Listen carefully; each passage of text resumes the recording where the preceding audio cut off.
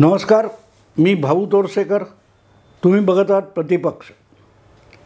मित्रांनो, माझ्या पुस्तकाविषयीची माहिती खाली डिस्क्रिप्शन बॉक्समध्ये दिलेली आहे.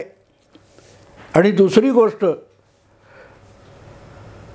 प्रतिपक्षाचा एक छोटासा स्टुडिओ बनतो आहे आणि कदाचित लोकसभेच्या निकालाच्या दिवशी त्या स्टुडिओत बसूनच मी प्रतिपक्षासाठी रेकॉर्डिंग करीन, एवढंच तुम्हाला आज सांगतो आणि आजच्या विषयाकडे वळतो. महाराष्ट्रातल्या 5व्या मतदान फेरीचं मतदान 13 मतदारसंघात झालं. त्यामध्ये मुंबई, ठाणे, पालघर, नाशिक असे मतदारसंघ होते. आणि त्यासाठीचा प्रचार 18 मे रोजी संपला. त्यानंतर उद्धव ठाकरे, शिवबाठाचे पक्षप्रमुख यांनी जी काय पत्रकार परिषद घेतली किंवा त्याच्या आधी शेवटच्या प्रचारासाठी त्यांनी जे मतप्रदर्शन केलं, वक्तव्य केली, ती बघितल्यानंतर मला अचानक 2 आठवड्यापूर्वी 3 आठवड्यापूर्वी पंतप्रधान नरेंद्र मोदी यांनी केलेलं एक वक्तव्य आठवलं. महाराष्ट्राच्या राजकारणामध्ये एक भटकती आत्मा आहे, एक असंतुष्ट आत्मा महाराष्ट्राच्या राजकारणामध्ये भटकत असतो. अस्वस्थ आत्मा आहे, असंतुष्ट आत्मा आहे, अशी भाषा केल्यानंतर त्यांनी कोणाचं नाव घेतलं नव्हतं, तरी शरद पवारांनी ती टीका आपल्या अंगावर ओढवून घेतली आणि त्यावरून महाराष्ट्रात बऱ्याच काही चर्चा, उपचर्चा, उहापोह झालेला आहे. त्याची आठवण मला आता जवळजवळ 2-3 आठवड्यांनी उद्धव ठाकरे यांची प्रचार संपल्यानंतरची प्रतिक्रिया बघितल्यानंतर ती गोष्ट आठवली. भटकती आत्मा. अनेकदा आपण म्हणतो ना की परकाया प्रवेश वगैरे. मला निवडणूक प्रचार संपल्यानंतर उद्धव ठाकरे यांची जी प्रतिक्रिया आली, मी कुठे होती मला आठवत नाही, मुलाखत देताना किंवा भाषण करताना, की किती महाराष्ट्रात कोणाला किती यश मिळेल वगैरे यावर ती प्रतिक्रिया होती. आणि त्यामुळे 4 तारीखला जे निकाल लागतील त्यामध्ये नरेंद्र मोदी यांचं पंतप्रधानपद जाणार आहे, भाजपचं बहुमत जाणार आहे आणि इंडी आघाडीचं सरकार येणार आहे. हे ठीक आहे, बोलायचं असतं.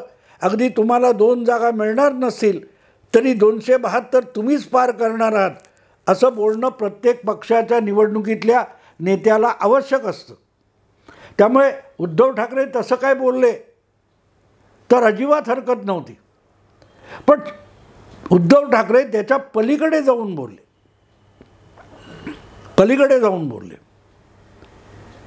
मला आठवतं BKCमध्ये 17 मे रोजी जी सभा झाली, शिवाजी पार्कवर महायुतीची आणि BKCमध्ये महाविकास आघाडीची, त्या सभेमध्ये बोलताना काँग्रेसचे अध्यक्ष मल्लिकार्जुन खरगे म्हणाले की महाराष्ट्राच्या 48 पैकी 46 जागा महाविकास आघाडीला किंवा इंडी आघाडीला मिळणार आहेत. त्यावर भाष्य करताना त्याच सभेत उद्धव ठाकरे म्हणाले 46 कशाला, महाराष्ट्रातल्या 48च्या 48 जागा इंडी अलायन्सच जिंकणार आहे. महायुतीला, भाजपला, शिंदे किंवा अजितदादांना एकही जागा मिळणार नाही. इथपर्यंत मोठी गर्जना उद्धव ठाकरे यांनी करून टाकली आणि करायला हरकत नाही. समोर पराभव दिसत असताना सुद्धा पराभव मान्य न करणाराच लढू शकतो.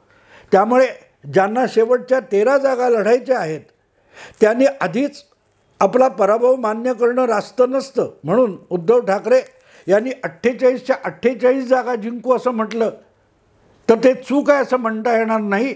कदाचित 148 जागा जिंकू असंही उद्धव ठाकरे म्हणाले तरीही त्याला चूक म्हणता येणार नाही. आपल्या मरगळलेल्या कार्यकर्त्यांना जोश यावा यासाठी अशा सरसकट थापा माराव्याच लागतात. आणि ज्यांना चॅनेल चालवायचे आहेत त्यांना असल्या खुळचट गोष्टी दाखवाव्याच लागतात. नाहीतर रोज सकाळी संजय राऊत कशाला दाखवला असता? गेल्या 3-4 वर्षापासून आपण बघतोय की रोज सकाळी संजय राऊतनी काहीतरी एक खुळचट विधान करायचं आणि ते सगळ्यांनी अगत्याने घणाघात पलटवार म्हणून दाखवायचं. आठवतं तुम्हाला? अगदी 2-2.5 वर्षापूर्वी संजय राऊत म्हणाले होते उद्धव ठाकरेच देशाचे पंतप्रधान होतील आणि भाजपने महाराष्ट्रात सत्तेचं स्वप्न पुढची 25 वर्ष बघू नये, कारण पुढची 25 वर्ष उद्धव ठाकरेच मुख्यमंत्री राहणार आहेत. आता पुढची 25 वर्ष महाराष्ट्राचे मुख्यमंत्री असतानासुद्धा 2024च्या निवडणुकीनंतर उद्धव ठाकरे पंतप्रधानपद कसे सांभाळणार होते हे एकट्या संजय राऊतना माहिती आणि त्यांना रोजच्या रोज दाखवणाऱ्या मराठी वाहिन्यांना माहिती. एकाच वेळेला माणूस देशाचा पंतप्रधान आणि मुख्यमंत्री राहू शकतो एका राज्याचा, हा संजय राऊत यांच्याबरोबरच मराठी वाहिन्यांनी लावलेला शोध आहे. पण त्यापैकी काहीच झालं नाही. संजय राऊत गोव्यात सुद्धा महाविकास आघाडी बनवायला गेले होते. 40 पैकी एकही आमदार त्यांच्या आघाडीचा निवडून आला नाही, पण ते अगत्याने दाखवलं जात होतं. त्यामुळे शहाण्यासारखं बोललं कोण, तर ते दाखवायचंच नाही असं जर मराठी वाहिन्यांनी आणि पत्रकारितेने ठरवलं असेल तर बिचारे संजय राऊत तरी रोज शहाण्यासारखं बोलायची हिंमत कशी करतील? त्यांना खोळ्यासारखं बोललं पाहिजे. आणि मग एवढा प्रचंड प्रमाणावर संजय राऊत यांना वाहिन्या दाखवत असतील तर आपण शहाण्यासारखं बोलण्याचं पाप का करावं असं उद्धव ठाकरेंना वाटलं तर गैरलागू कसं मानता येईल? त्यांनी 48 पैकी 48 जागा म्हटल्या, हा सुद्धा थोडा तरी शहाणपणा झाला. त्यांनी तर 148 पैकी 88 जागा महाआघाडी जिंकणार आहे असं म्हणायला हरकत नव्हती. पण असो, या निमित्ताने मतदान संपण्याच्या आधी किंवा मतदान चालू असताना केव्हा तरी उद्धव ठाकरेंनी एक वक्तव्य केलं आणि त्याची चर्चा झाली नाही याचं मला नवल वाटलं. उद्धव ठाकरे म्हणाले की 4 जून नंतर नरेंद्र मोदी काय करणार याची मला आत्तापासून काळजी लागलेली आहे. कारण 4 जून 2024ला जी मतमोजणी होणार आहे आणि त्यातून जे निकाल लागणार आहेत त्या निकालामध्ये भाजपचं बहुमत जाणार आणि आपोआपच नरेंद्र मोदी यांचं पंतप्रधानपद जाणार आहे. पंतप्रधान म्हणून नरेंद्र मोदी यांची ही शेवटची मुंबईला दिलेली भेट आहे वगैरे वगैरे असं काहीतरी बोलले. पण त्यामध्ये उद्धव ठाकरेंना जी काळजी वाटली तेव्हा मला एकदम जवळजवळ 12-13 वर्ष जुन्या काळात गुजरातचे मुख्यमंत्री नरेंद्र मोदी होते त्या काळात एका अशाच असंतुष्ट आत्म्याचं केलेलं वक्तव्य आठवलं आणि तो असंतुष्ट आत्मा उद्धव ठाकरे यांच्या शरीरामध्ये घुसलाय का अशी मला शंका आली आणि म्हणून तो एक स्वतंत्र विषय करणं मला अगत्याचं वाटलं. त्या असंतुष्ट आत्म्याचं नाव शंकरसिंह वाघेला आहे. आजची सगळी माध्यमं मराठी असो गुजराती असो शंकरसिंह वाघेला यांना विसरून गेलीत. जवळजवळ 29 वर्षापूर्वी गुजरातमध्ये भारतीय जनता पक्षाला पहिल्यांदा एकपक्षीय बहुमत विधानसभेमध्ये मिळालं आणि केशुभाई पटेल हे सर्वानुमते गुजरातचे मुख्यमंत्री झाले. आणि मुख्यमंत्री झाल्यानंतर लगेच दुसऱ्या दिवशी केशुभाई पटेल मुंबईत शिवाजी पार्कला शिवसेना भाजप युतीच्या सरकारची शपथविधी होता त्यासाठी उपस्थित झालेले होते. पण केशुभाई पटेल यांचे गुजरातच्या राजकारणातले आणि भाजपतले कट्टर प्रतिस्पर्धी असलेले शंकरसिंह वाघेला हे नाराज होते. नरेंद्र मोदी आणि शंकरसिंह वाघेला यांनी एका मोटरसायकलवर पुढे आणि मागे बसून भाजपची बांधणी गुजरातमध्ये केलेली होती आणि त्यामुळे गुजरातचा पहिला भाजप मुख्यमंत्री होण्याचा मान आपल्याला मिळाला पाहिजे असे भावना शंकरसिंह वाघेला यांची होती. पण ते लोकसभेत खासदार होते आणि त्यामुळे विधानसभा निवडणूक लढलेले नव्हते. केशुभाई पटेल हे त्यांच्यापेक्षा अधिक स्वीकारले गेलेले भाजपचे नेते होते आणि म्हणूनच त्यांना मुख्यमंत्रीपद मिळालं. आणि त्यामुळे नाराज असलेले शंकरसिंग वाघेला या पहिल्या भाजपच्या मुख्यमंत्र्याला बरखास्त करण्यासाठी आटापिटा करत होते. अखेरीस त्यांनी ते केलं.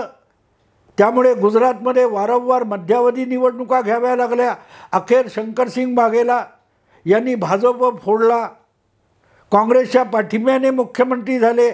अखेरीस काँग्रेसमध्ये गेले. ते शंकरसिंग वाघेला 2012च्या गुजरात विधानसभा निवडणुकीच्या दरम्यान एक वाक्य बोलले होते. काँग्रेस कार्यकर्त्यांच्या बैठकीमध्ये बोलताना शंकरसिंग वाघेला यांनी नेमकी उद्धव ठाकरे यांच्यासारखी काळजी व्यक्त केली होती. 2012 मधली गोष्ट आहे. त्यावेळेला मी फेसबुकवर काही लिहायचो, ब्लॉग चालवत होतो, जागता पहारा. अशा वेळेला बडोद्याच्या एका नागरिकाने, जो बडोद्यात वास्तव्य करत असला तरी मराठी आहे, त्याने मला तिथल्या वडनगर किंवा अशा कुठच्या तरी एका छोट्या जिल्ह्यातल्या वगैरे वर्तमानपत्राचा अग्रलेख पाठवलेला होता.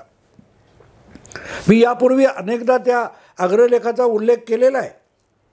शंकरसिंग वाघेला यांनी काँग्रेस पक्षाच्या कार्यकर्त्यांसमोर भाषण करताना, मला वाटते ती जवळजवळ 6वी विधानसभा निवडणूक होती की काँग्रेसने आपलं बहुमत गमावल्यानंतरची किंवा भाजपला सतत बहुमत मिळतानाची. तेव्हा शंकरसिंग वाघेला काँग्रेसच्या कार्यकर्त्यांसमोर म्हणाले की ठीक आहे, यापूर्वी आपण 4-5 विधानसभा निवडणुका पराभूत झालो, भाजपला सतत बहुमत मिळालं आणि काँग्रेसचा सतत पराभव झाला. कदाचित यावेळेला म्हणजे 2012च्या विधानसभा निवडणुकीत सुद्धा काँग्रेसचा दारुण पराभव होईल, काँग्रेसला अल्पमतात राहावं लागेल, भाजप परत एकदा बहुमत मिळवेल, भाजप परत एकदा सत्तेत येईल. पण कधी ना कधी गुजरात विधानसभेच्या निवडणुकीमध्ये भाजपचा पराभव होईल. तेव्हा मोदीचं काय होईल? गुजरात विधानसभा निवडणुकीत कधीतरी भाजपचा पराभव होईल, त्यानंतर मोदीचं काय? मोदीનું શું થાય?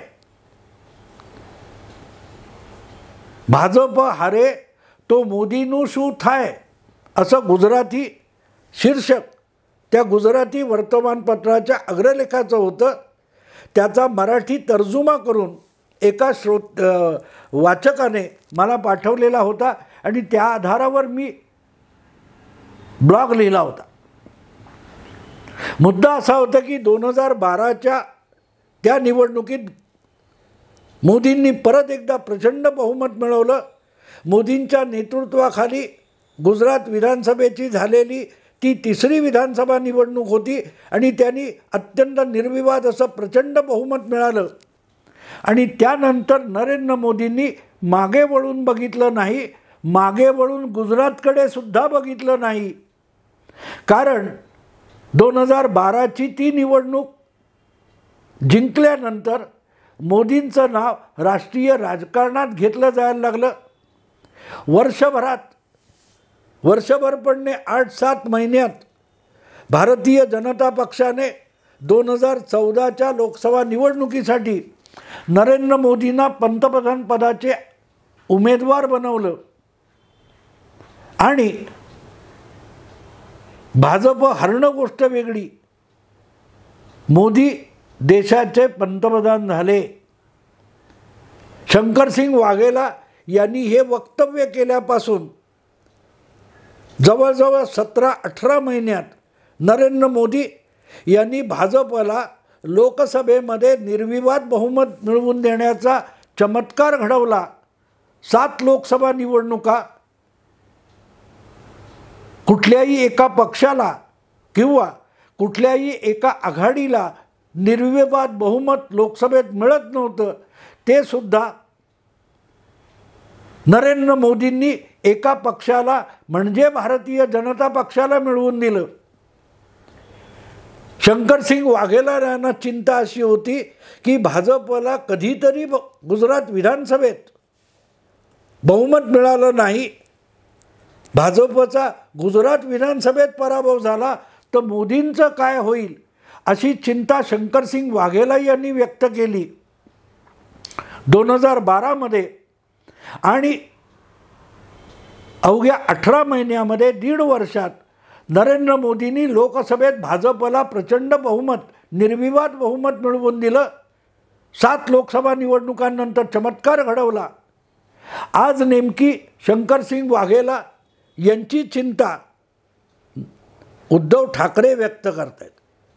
अजूनही शंकरसिंग वाघेला हयात आहेत, पण त्यांचा आत्मा परकाया प्रवेश करून उद्धव ठाकरे यांच्या तोंडातून बोलतोय का, अशी मला शंका आली. कारण शंकरसिंग वाघेला यांनी जी शापवाणी नरेंद्र मोदींसाठी आणि भाजपसाठी उच्चारली होती, त्या शापवाणीचं वरदान होऊन नरेंद्र मोदी देशाचे पंतप्रधान झाले आणि भाजप गुजरातमध्ये बहुमत गमावणार असं म्हणता म्हणता भाजपने थेट लोकसभेमध्ये बहुमत मिळवलं. देशात पहिला विरोधी पक्ष असा आहे, बिगर काँग्रेस पक्ष असा आहे की ज्याला मोदींनी लोकसभेमध्ये निर्विवाद बहुमत मिळवून दिलं. तेव्हा शंकरसिंग वाघेला यांच्या शब्दामध्ये, भाषेमध्ये जी शापवाणी असते ती नरेंद्र मोदी यांच्यासाठी वरदान बनून येते. हा इतिहास आहे मित्रांनो, हा इतिहास आहे. योगायोग असा होता की ते बहुमत मिळाल्यानंतर लोकसभेत नरेंद्र मोदींना गुजरातच्या मुख्यमंत्रीपदाचा राजीनामा द्यावा लागला, त्यांना आमदारपद सोडावं लागलं. ते एकाच वेळेला वाराणसी आणि बडोदा 2 मतदारसंघातून लोकसभेवर निवडून आले होते आणि गुजरातचा मुख्यमंत्री म्हणून राजीनामा देण्यासाठी जेव्हा शेवटचं अधिवेशन घ्यायला नरेंद्र मोदी गुजरात विधानसभेत गेले, तेव्हा नरेंद्र मोदींचं कौतुक करणाऱ्या विधानसभेतल्या विरोधी नेत्याचं नावसुद्धा शंकरसिंग वाघेला होतं. कारण गुजरात विधानसभेमध्ये तेव्हा शंकरसिंग वाघेला हे विरोधी नेता होते आणि त्यांनी अगदी मनमुराद नरेंद्र मोदी यांचं कौतुक केलं होतं की हा माणूस किती जिद्दीचा आहे. कुठल्याही विषयात पडल्यानंतर ती समस्या सोडवण्यापासून तो संघर्ष पूर्ततेला नेण्यापर्यंत नरेंद्र मोदी किती ताकदीने आणि सर्वस्व पणाला लावून लढतात. हे नरेंद्र मोदी पंतप्रधान होण्याला 1 आठवडा शिल्लक असताना त्याच गुजरात विधानसभेमध्ये शंकरसिंग वाघेला यांनी केलेलं वर्णन होतं. योगायोग असा आहे की लोकसभा मतदान महाराष्ट्रात संपत आलेलं असताना त्यात शंकरसिंग वाघेला यांची भाषा, त्यांचेच शब्द महाराष्ट्रात कधी काळी मोदींचे चाहते आणि सहकारी असलेले उद्धव ठाकरे उच्चारत आहेत. कधी काळी शंकरसिंग वाघेला हे सुद्धा नरेंद्र मोदी यांचे सहकारी होते. कधी काळी उद्धव ठाकरे हे सुद्धा नरेंद्र मोदी यांचे सहकारी होते. त्यात शंकरसिंग वाघेलांनी मोदींसाठी शापवाणी उच्चारली आणि मोदींसाठी ते सगळ्यात मोठं ऐतिहासिक वरदान ठरलं.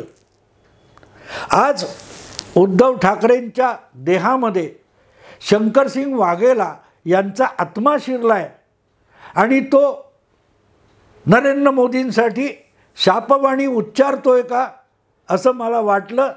कारण दोघांची भाषा एक आहे. दोघांनी निवडलेला मुहूर्त,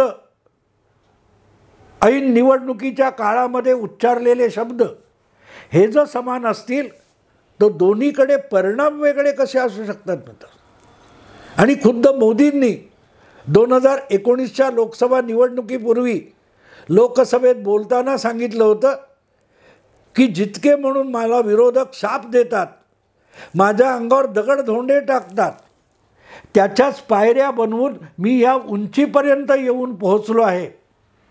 उद्धव ठाकरे यांना जी चिंता लागलेली आहे की 4 जून नंतर नरेंद्र मोदी यांचं काय होणार, त्याचं उत्तर 2014च्या आणि 2012च्या लोकसभा आणि विधानसभा निवडणुकींनी देऊन टाकलेलं आहे.